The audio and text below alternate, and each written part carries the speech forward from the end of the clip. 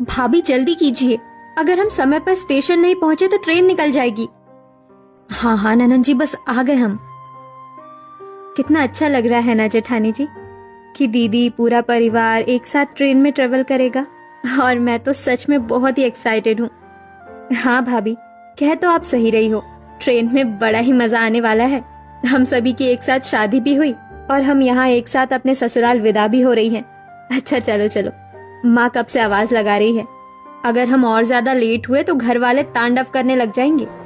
ऐसा कहकर पूरा परिवार रेलवे स्टेशन के लिए निकल जाता है। दरअसल अभी हाल में ही कुसुम, गीत और नीलम की डेस्टिनेशन वेडिंग हुई थी और वो सभी वहां से अपने अपने ससुराल आ रहे थे। इत्तेफाक से सभी को एक साथ ट्रेन से ही जाना पड़ रहा था। वो सभी ट्रेन आने से पहले ही रेलवे स्टेशन पर पहुंच जाते हैं। कुछ देर बाद ट्रेन आ जाती है और सभी ट्रेन के अंदर चढ़ जाते हैं। कुसुम, राधा और गीता जी, आप सभी का कंपार्टमेंट एक साथ है। वही मेरे पिताजी, माँ और बाकी लोगों का दूसरे कंपार्टमेंट में सीट है। तो आप सभी जरा ध्यान से रहना, ठीक है? साथ में ही सामान का भी ध्यान रखना, और कोई समस्या, कोई भी प्रॉब्लम हो, कुछ भी चाहिए हो तो मुझे बुला लेना आप। अरे बेटा, फिक्र क्यों करते हो, कुछ नहीं होगा, सब कुछ कुशल मंगल होगा। जी अम्मा जी, जरा ध्यान रखिएगा इनका भी, है ना? चलो गीता, मैं अपने सीट पे आता हूँ, ठीक है? जी अशोक जी, आप लोग भी अपना ध्यान रखिएगा। ऐसा कहकर सभी परिवार वाले अपने अपने सीट पर जाकर बैठ जाते हैं। कुछ देर बाद ट्रेन चलने लगती है। कुसुम दीदी, कितना मजा आ रहा है ना इस ट्रेन में सफर करके। हाँ भाभी, मजा तो बहुत आ रहा है, लेकिन थोड़ी सी बोरियत भी हो रही है। क्यों ना नंजी, अकेले यहाँ पर मन नहीं लग रहा है क्या आपका?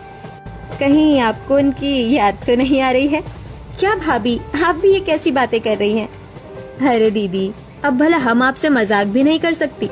चलिए छोड़िए ये बात, हम एक काम करते हैं, यहाँ पर थोड़ी सी अंताक्षरी खेलते हैं। इससे हमारा समय भी बीत जाएगा और हमारा मन भी बहल जाएगा। हाँ, कह तो तुम बिल्कुल ठीक रही हो राधा। ठीक है, फिर शुरू करते हैं। एक काम करो, सबसे पहले हम तुम ही से शुरुआत करते हैं। क्यों नहीं, सबसे पहले मैं ये वाला गाना सुनाती हूँ आपको।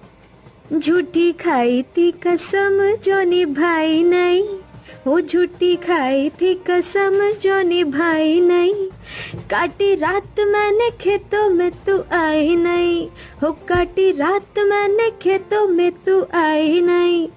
अब ननन जी, आपकी बारी। क्यों नहीं भाभी, अब आप ये सुनिए।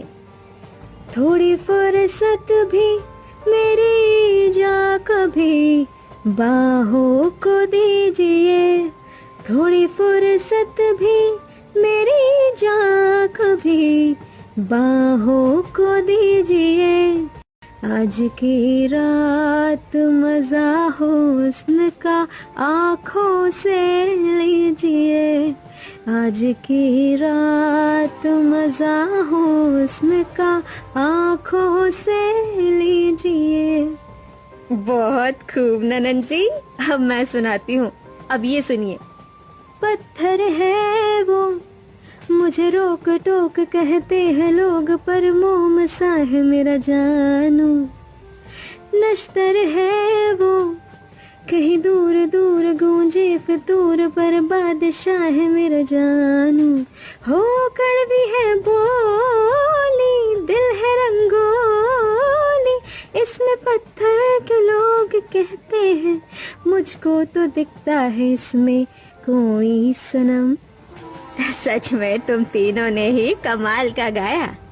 सच में क्या अम्मा?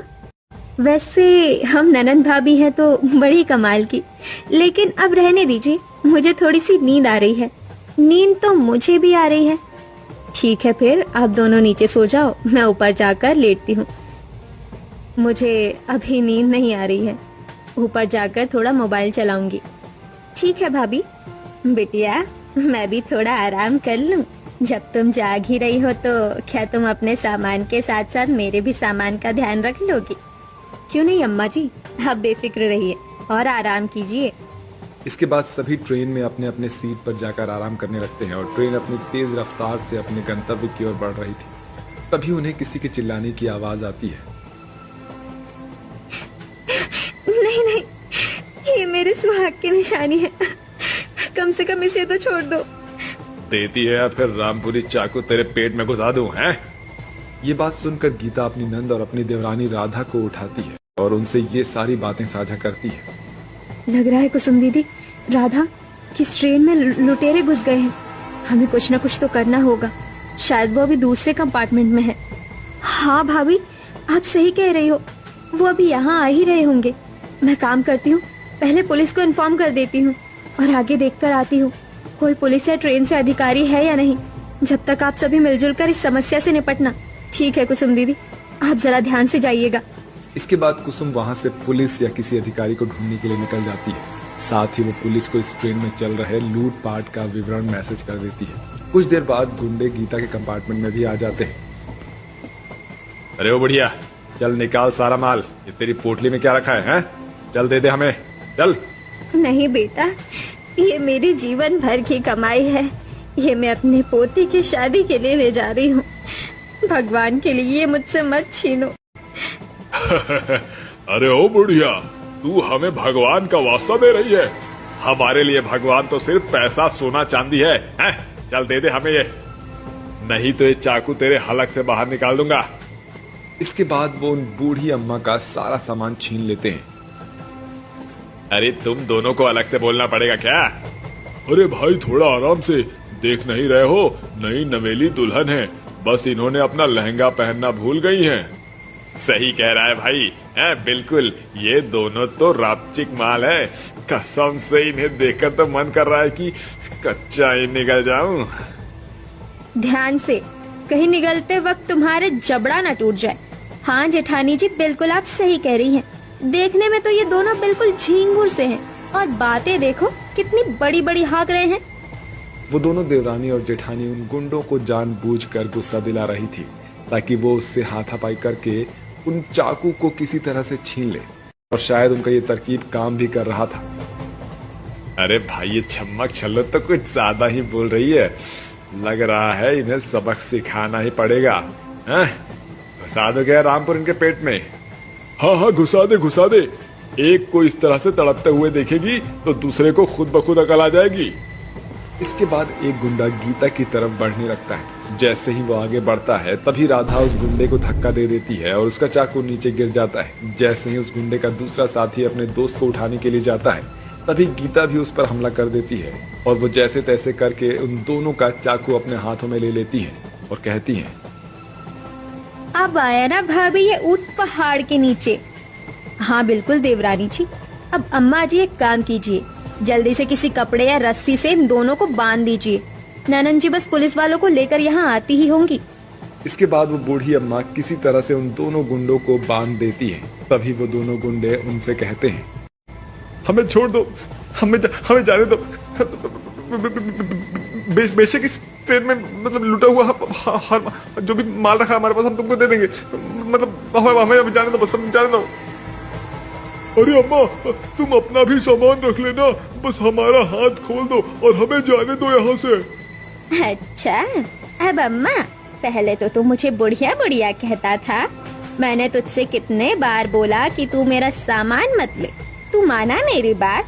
अब भुगत जैसी करनी वैसी भरनी। इसके कुछ समय बाद कुसुम वहाँ पर पुलिस अधिकारियों को लेकर आ जाती है। बहुत खूब कर दिखाया आप लोगों ने, जो काम इतने दिन से कोई डिपार्टमेंट का पुलिस नहीं कर पाया वो आप लोगों ने मिलकर कर दिखाया। ये बहुत बड़े डकैत हैं, ये अक्सर ट्रेन के अंदर घुसकर लूटपाट मचाया करते थे और हमें इनकी बहुत दिनों से तलाश थी।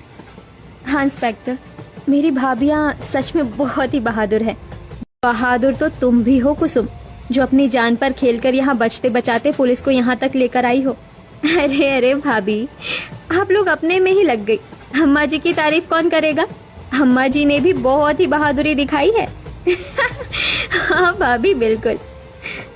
इसके बाद पुलिस उन गुंडों द्वारा लूटे गए सभी सामान सभी को वापस कर देते हैं। साथ ही उन गुंडों को लेकर वहाँ से चले जाते हैं। बहुत बहुत शुक्रिया मेरी बेटियों, आज तुम्हारी वजह से ये सब संभव हो पाया है, नहीं तो मेरी आज तक की कमाई हुई सारी कमाई ये गुंडे लूट कर ऐसे ही ले जाते। तुम जैसी दुर्गा अवतार बेटियों की ही इस दुनिया को जरूरत है। अरे बस बस अम्मा जी, ये सब तो हमारा फर्ज था। इसके बाद सभी उनकी काफी तारीफ करते हैं और ऐसे ही समय बीतता है और वो अपने अपने गंतव्य स्थल पर पहुंच जाते हैं। वहीं अगले दिन नंद और देवरानी जेठानी की वीरता की कहानी न्यूज़पेपर में छप जाती है।